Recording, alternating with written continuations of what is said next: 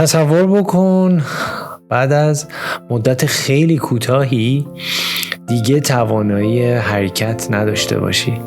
و حتی نتونی حرف بزنی یا چیزی بخوری و فقط چشمات کار بکنه. اون موقع چی کار میکنی؟ اصلا دوست داری به زندگی ادامه بدی یا اینکه دوست داری تموم بشه؟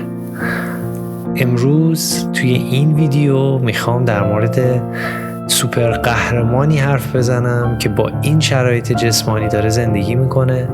و زندگی بسیار معنادار و پر از عشق کنار خانواده‌اش داره تجربه میکنه و این واقعا باعث میشه که آدم با دیدنش و شنیده شدن داستان زندگیش انگیزه بگیره و زندگی بهتری رو تجربه بکنه. چون توی این روزا که ما هیچ کدوممون خوشحال نیستیم و هر شرایط حالا اقتصادی یا جسمانی که داریم، اما بازم غر میزنیم و ازش ناراضیم و احساس بی‌معنایی میکنیم. اما آدمی هست که با این شرایط، با محدودترین حالت جسمانی زندگی خوبی رو داره سپری میکنه، زندگی معنادار، و این خیلی با ارزشه. من با شنیدن داستان زندگی پون که یه رپر فرانسویه خیلی تحت تاثیر قرار گرفتم. اصولا آدما به من میگن که باعث میشم انگیزه بگیرن و حالشون خوب بشه و پر انرژی زندگیشون رو ادامه بدن، اما من باید تو این ویدیو اعتراف بکنم که با دیدن این خواننده و رپر فرانسوی واقعا انرژی مثبتی گرفتم و انگیزم چند برابر شد. مطمئنم شما اگر ادامه این ویدیو رو ببینید براتون خیلی جذابه و بعد از دیدن این ویدیو قطعاً نگاهتون به زندگی تغییر میکنه. قصه زندگی پون رو میخوام براتون تعریف بکنم. اسم هنریش هست و متولد 1971 و توی کشور فرانسه یه تولید کننده موسیقی رپ هست و از سال 2015 یه سری علائم توی بدنش پدیدار میشه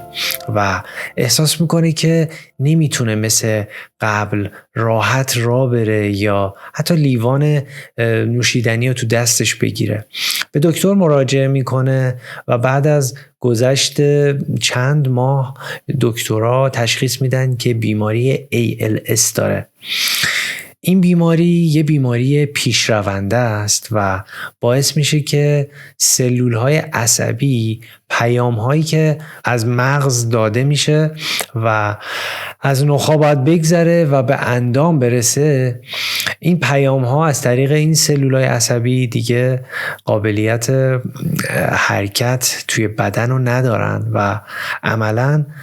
عضلات بدن شروع به تحلیل میکنه و یواش یواش دیگه اون عملکرد خودش رو از دست میده. این روند اونقدری پیش میره تا سیستم تنفسی درگیر میشه و متاسفانه افرادی که دچار این بیماری میشن فوت میشن و خیلی شانس زیادی برای زنده موندن ندارن. نرمال بین 3 تا 5 سال بیشتر نمیتونن زندگی بکنن. اما توی شرایط خاص افرادی هم بودن که با داشتن این بیماری زندگی‌های طولانی تری داشتن، مثل دانشمند معروف استیون هاکینگ. و اگر شما دیده باشیدش روی ویلچر نشسته بود و هیچ حرکتی نداشت و یه مانیتوری جلوی صورتش بود و این سیستم و تکنولوژی از طریق حرکت‌های چشم میتونست تشخیص بده که این شخص چی میخواد بگه و منظورش چیه. این سیستم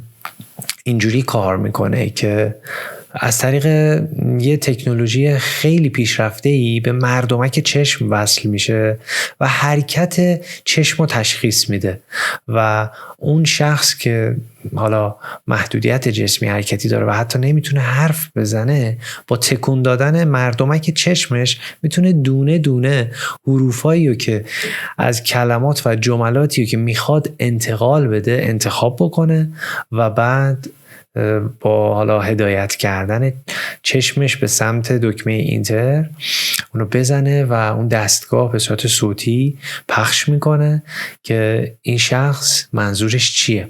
برگردیم به پون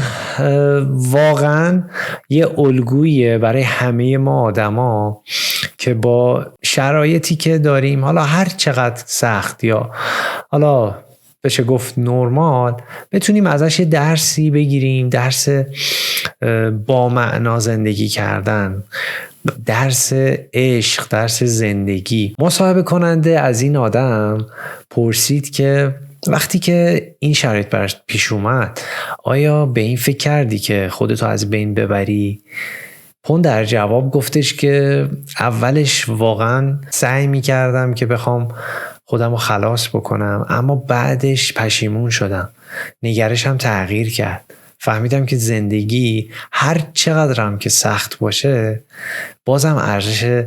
تجربه کردنشو داره و این خیلی زیباست که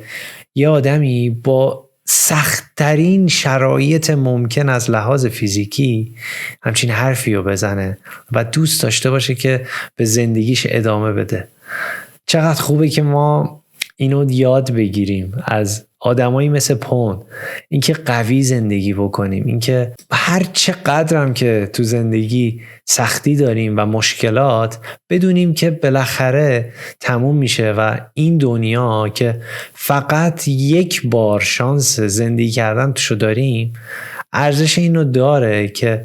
تمام تلاشمون رو بکنیم که با معنا زندگی بکنیم و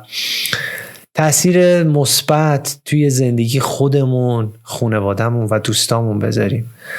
یه چیز دیگه ای هم که پون گفت و واقعا درس زندگیه، این که گفتش که معنای زندگیش چیه و معنای زندگی پون خانواده‌اش بودن، بچه‌هاش بودن، همسرش بود و دوستاش. پس به این نتیجه میرسیم که حتی اگر سخت‌ترین شرایط زندگی هم داشته باشیم، با ارزش‌ترین چیزامون خانواده‌مون هستن و دوستای عزیز و خوبی که کنارمون هستن و کمکمون میکنن که بتونیم زندگی بهتر و راحت‌تری داشته باشیم، بهمون عشق میدن و این خیلی با ارزشه. وقتی که از پون پرسیدن که آیا شاد هستی، در جواب گفتش که من آرامش دارم و آرامش عنصر اصلی صلح درونی هستش و این خیلی حرف تکون دهنده و عجیبیه که ما واقعا چقدر توی زندگیمون آرامش داریم. ممکنه سلامتی کامل جسمانی داشته باشیم، ممکنه از لحاظ اقتصادی واقعا شرایط خوبی داشته باشیم، اما واقعا آرامش قلبی و آرامش درونی داریم و چقدر به این مفهوم دقت کردیم و بهش توجه کردیم؟ چون خیلی مهمه که آدم توی زندگیش آرامش داشته باشه. شما ممکنه توی بهترین خونه یا بزرگترین خونه یا گرونترین ماشین زندگی بکنی یا داشته باشیش، اما آرامش درونی و قلبی نداشته باشی. پس از پون یه درس دیگه هم میتونیم بگیریم، اونم آرامش درونیه و خوبه که بهش فکر بکنیم و یاد بگیریم که چطور میتونیم به این آرامش قلبی و درونی برسیم. از شرایط سخت پون بخوام بیشتر براتون توضیح بدم، پون نمیتونه غذا بخوره، به همین دلیل از طریق یک لوله مخصوصی مواد غذایی وارد معده‌اش میشه به صورت مستقیم و حتی اون نمیتونه طعم غذا رو تجربه بکنه و بچشه. و مشکل دیگه‌ای که داره اینه که تنفسش به سختی انجام میشه و نیاز به یه دستگاه مخصوص برای کمک کردن به تنفسش داره. پون حتی نمیتونه پلک بزنه و به دلیل اینکه چشماش طولانی مدت باز میمونه نیاز داره که از طریق قطره‌های اشک مصنوعی یه مقداری رطوبت سطح چشمش بره بالاتر تا کمتر اذیت بشه و درد بکشه. اگر بخوام بگم که چرا بیماری ALS ایجاد میشه توی بدن، میتونیم دلایلی مثل ژنتیک که 10% افراد در اثر ژنتیک دچار این بیماری میشن و بخشی از افراد در اثر مواجه شدن با مواد شیمیایی که متاسفانه باعث این بیماری میشه و توی دسته سوم اختلال در پروتئین ها یا سلول های ایمنی بدن هستش که موجب بیماری ALS میشه. تا الان هیچ درمان قطعی برای ALS کشف نشده، اما یه دارویی به اسم ریلوزول، امیدوارم اسمشو درست تلفظ کرده باشم، هست که سرعت روند این بیماری توی بدن یه مقداری کم میکنه و باعث میشه که بیمار تایم بیشتری داشته باشه برای زندگی. اگر دوست دارید از پون حمایت بکنید، من لینک پیج اسپاتیفایش رو میذارم و اگر به آهنگایی که اون ساخته و خیلی جالبه که این آهنگا رو با چشمش ساخته و واقعا من تا حالا تو عمرم ندیده بودم و نشنیده بودم یه کسی بتونه با چشمش آهنگسازی بکنه. اگر دوست دارید ازش حمایت بکنید حتما یه سری به اسپاتیفایش بزنید و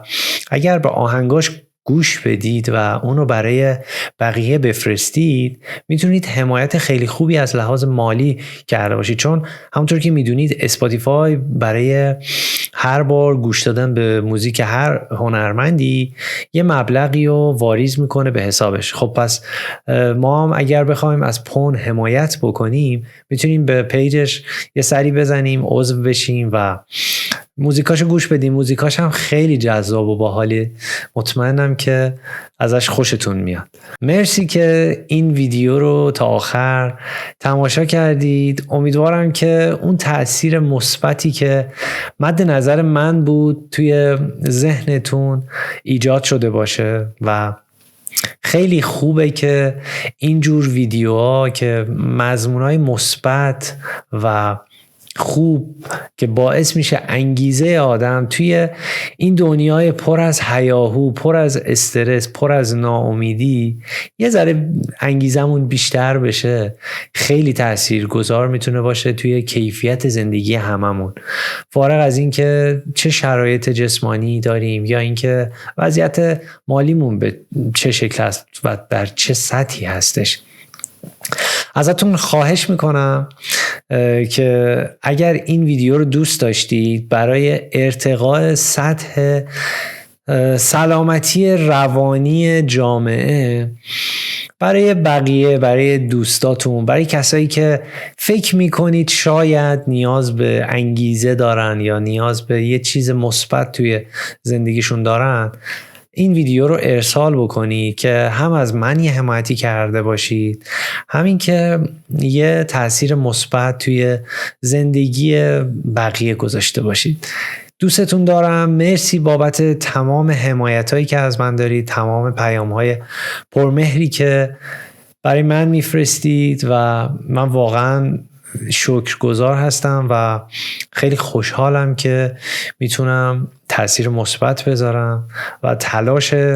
من از ساختن این ویدیو همینه که بتونم 1% هم که شده یه ذره کیفیت زندگیتون بهتر بشه و حس بهتری پیدا بکنید نسبت به زندگی. اگر دوست داشتید این ویدیو رو حتما لایک کنید، سابسکرایب کنید و هر جوری که خودتون میدونید با اشتراک گذاری از من حمایت بکنید. مرسی، تا ویدیو دیگه.